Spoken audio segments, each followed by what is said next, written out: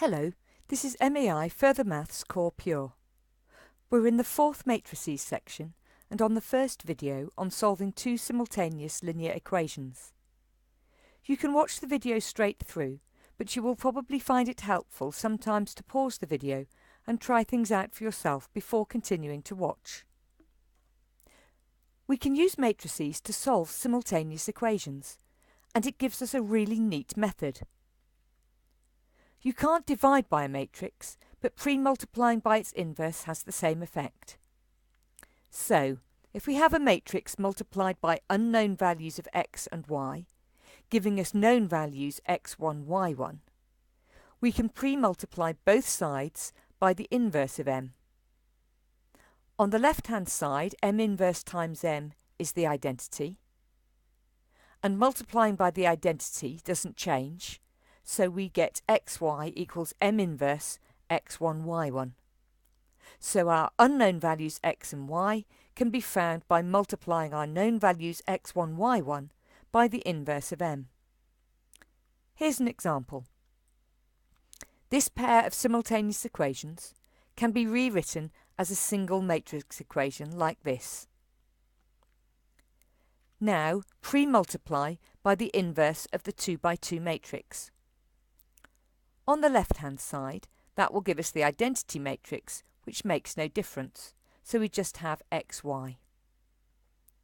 On the right-hand side, we have the inverse matrix, so that's 1 over minus 12 take away 10, multiplied by swap the 3 and the minus 4, and change the signs of the 2 and the 5, and multiply that by 5, 3.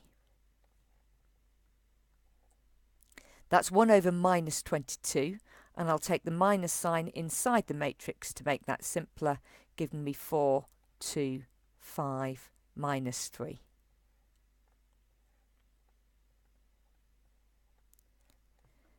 Now I can do the matrix multiplication, and that gives me 20 plus 6 is 26, and 25 minus 9 is 16. Which is 1 over 11, 13, 8. And that's xy. So our solution is x equals 13/11 and y equals 8/11. Pause the video for a moment while you check that those values work for both equations. OK, here's another example for you to try. Pause the video while you work through this. OK, writing our two simultaneous equations as a single matrix equation gives us 3 minus 5, 2, 4, multiplied by x, y, equals 4, 7. Pre-multiplying by the inverse of the matrix will give us just xy on the left, and on the right hand side 1 over 12 take away minus 10, so that's 12 add 10, swap the 3 and the 4 and change the signs of the minus 5 and the 2. Multiply that by 4, 7. And you can see that that is option B.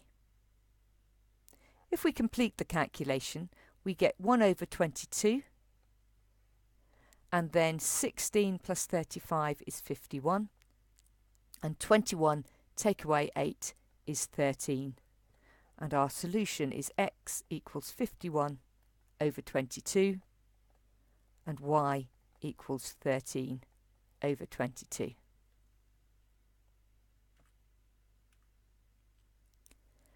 When we have linear equations in two variables, they can be represented in a plane by two straight lines. When you do this in 2 dimensions, there are 3 possibilities. What are they? Pause the video for a moment while you work out what they are. It will be a good idea to draw a sketch. OK, the 3 possibilities are these. They may be two lines that meet at one unique point, like this. Or they may be two parallel lines that never meet, like this.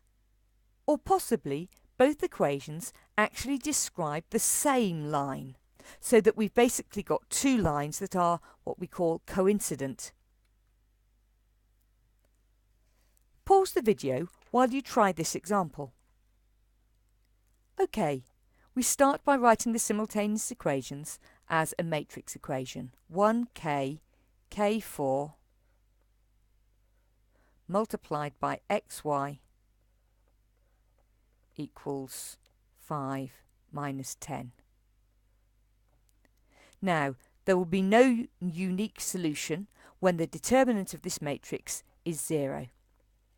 So, the determinant is 1 times 4 is 4 minus k squared, and we're interested in the case when that is 0. Factorising, we have 2 plus k, 2 minus k equals 0, and therefore k is equal to plus or minus 2. We now need to consider each of those cases. So, if k is equal to 2, we have the following. X plus 2y equals 5. 2x plus 4y equals minus 10. If I take equation 1 and multiply it by 2, I get 2x plus 4y equals 10. But that isn't consistent with the second equation where 2x plus 4y equals minus 10. So we have no solutions and parallel lines. Now consider the case when k is equal to minus 2. Here we have x minus 2y equals 5 and minus 2x plus 4y equals minus 10. This time I'm going to multiply equation 1 by minus 2. That will give me minus 2x plus 4y equals minus 10, which is exactly the same as equation 2.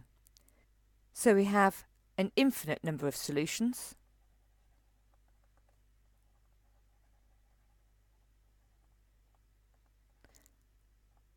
The lines are coincident.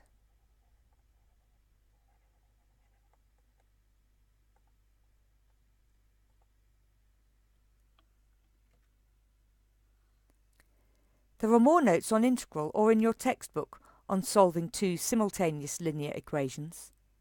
That's the end of this short video. The next video in this series is on solving three simultaneous equations where we do have a unique solution.